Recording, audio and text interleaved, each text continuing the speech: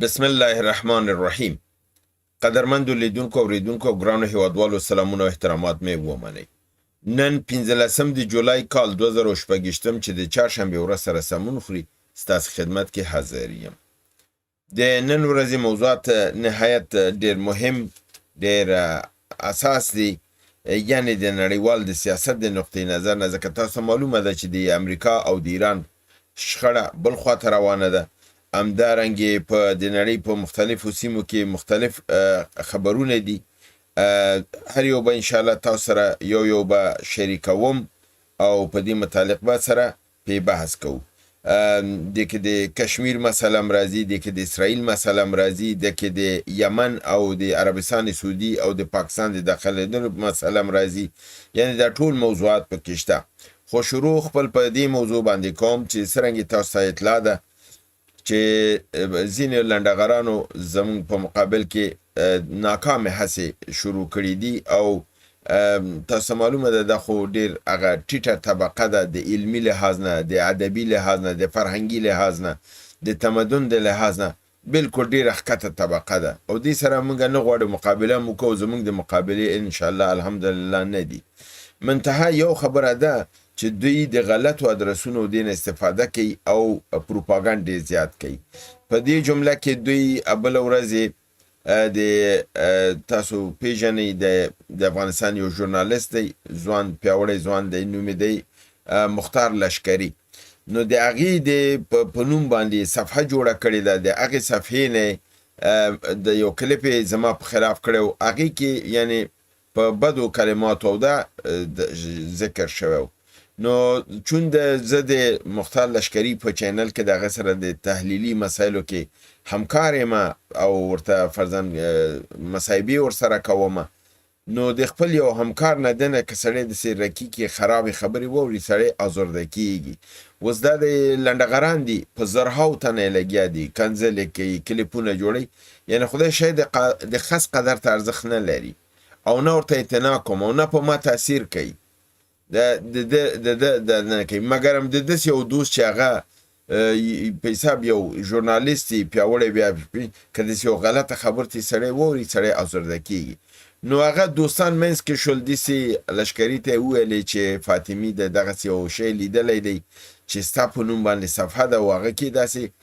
دته کنځلې لیکل شوي دي. نو هغه مهرباني وکړله، زنګ یې راته ووهه، ډېر لطف یې وکړ او ډیر زیات یعنی هغه د یو مشر په حیث باندې احترام وده او په ضمن کې ویل چې دا صفحه زمانه ده، دا رنګ ډیر صفحات زما په نوم جوړ شوي دي او دغه لنډغر او دغه ډلې ټول د دنه استفاده کوي او ویل چې ما دا وخت رپورټ کړی دی دغه چې دا بند شي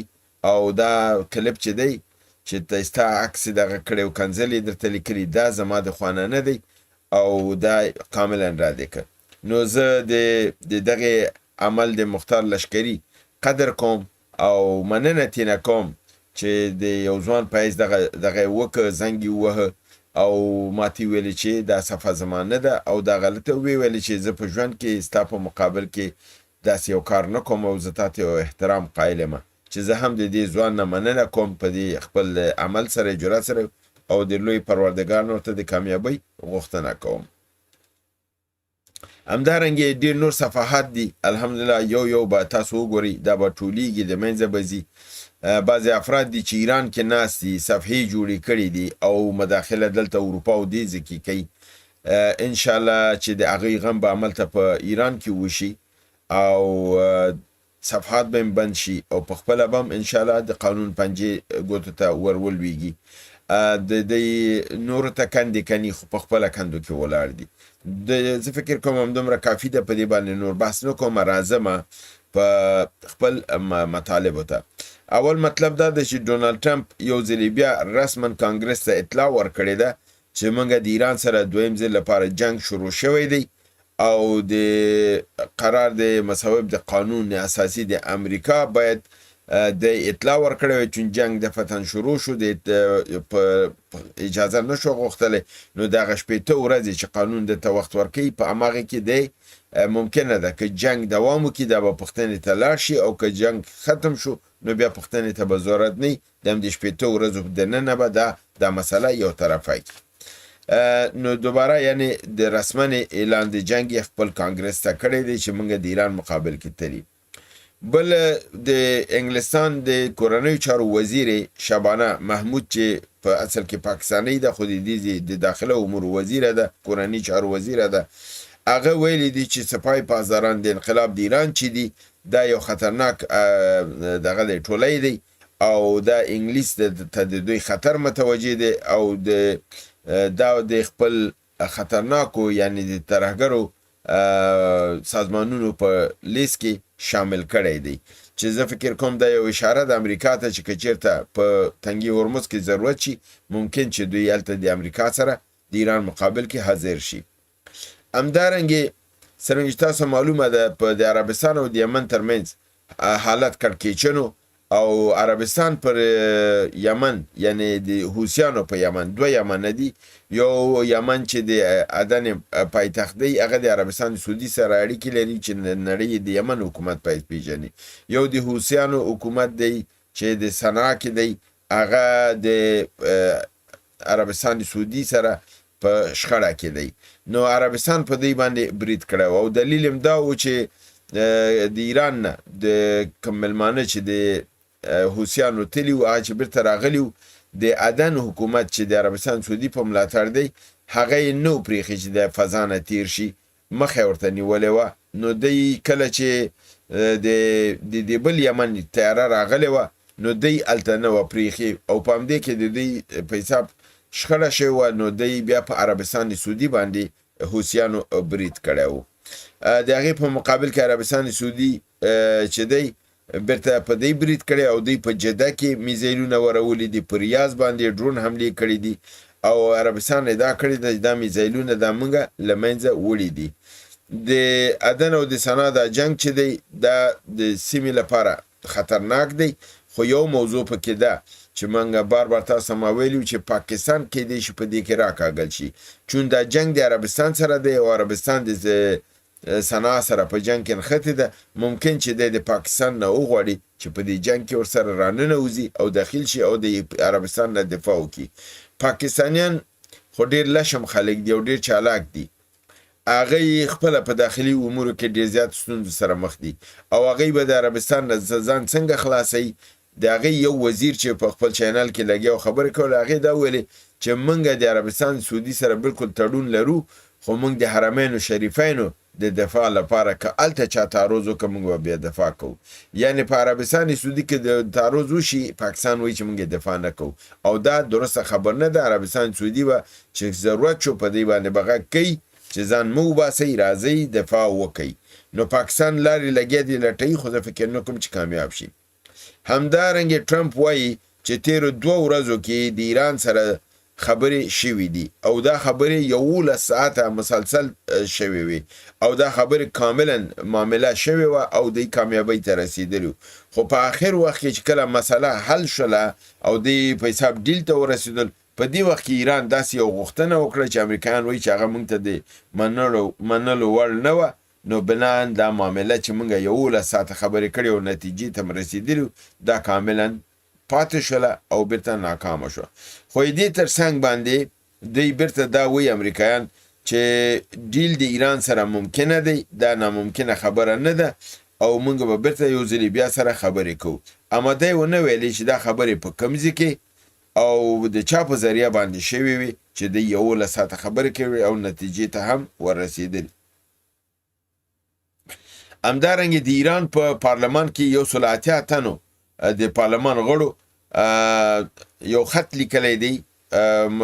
خپل روحاني مشر ته مجتبی خامنه‌ای ته چې د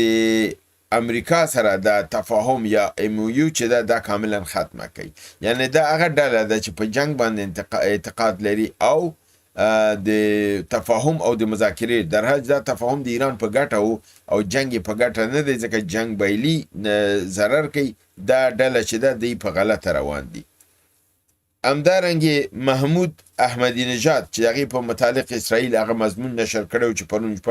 پرون ورځ برنامه کې تاسو سره شریک چې هغه ویلو دی مونږ ته سره رابطه درلودله او مونږ سره په اروپا کې لیدلی او مونږ غوښته دین رئیس جمهور جوړ کو. د محمود احمدی نژاد دفتر د اسرائیل او د نیویارک ټایمز دا مضمون رد کړی دی، ویلي چې د کم هیڅ رنګې اړیکې د اسرائیل سره نه دي درلودلي او نه د هغوی سره چیرته لیدلي. بنان دا خبر چې دی کاملا کاذبانه او غلط دی او دا اعتبار نه لري. همدارنګه د هل اخبار خبر ورکوي چې ټرمپ وایي چې موږ د تنګي هرمز نه حفاظت کوو، ساتنه کوو او په دې باندې مصرف راځي، او د خلیج ملکونه چې دي یعنی عربي ملکونه دا ډېر متموله او پیسه‌دار ملکونه دي او دوی باید دغه چې موږ د دوی د حفاظت او د ساتنې لپاره کوم کار کوو د دې خرچه باید دوی اوچته کړي او دا پیسې باید دوی ورکړي. تاسو معلومه ده چې امریکا په پیسو په ذریعه باندې د عربي ملکونه ده فرضاً خپل اسلحه هم پې خرڅه کړه، پیسې هم ترې واخیستلې، اما دفاع یې ترېنه ونه کړله او اوس ورته څه وایي موږ ستاسو ډېره کلکه دفاع کړې ده، اوس هم ستاسو ساتلو لپاره دلته راغلی یاستو. دغه 800 میلیارده ډالرو چې برنامه یې جوړه کړې ده دا د دې ملکونو نه اخلي. بیا نومونه یې مرتخصې دي: سعودي، امارات، قطر، بحرین، کویت او همدارنګې نور ملکونه چې په دې سیمه کې دي دوی باید موږ ته دا پیسې راکړي ځکه دوی دا پیسې ډېرې لري. ټرمپ په ضمن کې دا خبره هم کړې ده چې موږ د دوی تیل ته ضرورت نه لرو، تیل د دوی نه زه ډېر لرم، ما سره تیل کافي دي، خو زه یې دوی مواظبت او ساتنه کوم، نو دوی پیسه‌دار ملکونه دي، دوی باید دا پیسې ماته راکړي. همدارنګې امریکایانو پرون چې په ایران باندې برید کړی په 15 ساعتو کې دوی وایي چې دوی کاملا 15 ساعته مسلسل په ایران باندې حمله کړې دي او د دې نظامی اهداف په بوشهر، چاپهار، تاسک، کنرک، ابو موسی او بندر عباس کې دا وهلي دي او دوی وایي چې ډیګریډ کړي دي یعنی کمزوري کړي دي، راټیټ کړي دي او دوی ویلي دي چې د دې دغه توانایي د هم جنگ د ایران کمه کړې ده او دوی نور دغه نشي کولای، یعنی د ایران سره د امریکای سره جنگ نشي کولای، یعنی امریکا دلته په تنګي هرمز کنټرول هم نیسي او ده ځکه چې د ایران کشتیګانې موالي دي او نظامی قوت هم دوی دا موږ ټول کم کړی دی. همدارنګې نتنیاهو ایران ته خبرداری ورکړې چې زمونږ خاموشي او زمونږ غلیتوب نه غلطه استفاده ونه شي، که چیرته داسې کم کار هم وکړه دومره کلک ځواب به درکړو چې تاسو تصور هم نه دی کړی او په خوب کې به مو هم نه وي لیدلی. همدارنګې د ټایمز آف اسرائیل دا خبر ورکوي چې د دوو ملکونو یعنی اسرائیل او د فلسطین چې د ملګرو ملتونو د 142 قرارداد په اساس باندې یا 192 قرارداد په اساس باندې به جوړ شي، دا وایي چې دا قابل د عمل نه دی، بلکې اوس هغه امریکایان چې پخوا د دې نظر سره هم نظر نو هغه هم اته دې نظر ته راغلي چې دلته دوه حکومتونه دوه دولتونه نشي، یعنی تو سټیټ تیوري چې دا نشي کامیابېدلی، نو بنان د اسرائیل چې دی دا به یو اسرائیل فلسطین باندې دلته نه او فلسطین په نوم باندې به کوم مملکت دلته وجود نه لري، یعنی دا نه منو موږ یوازې خپل حکومت جوړو. بل خبر دا دی چې اسرائیل خپل آیرن ډوم هغه دفاعي هوایي سیستم چې دی په ډېر نازېدل دا سیستم خپل هندوستان ته منتقلوي او د دې د پیداوار لپاره د تولید لپاره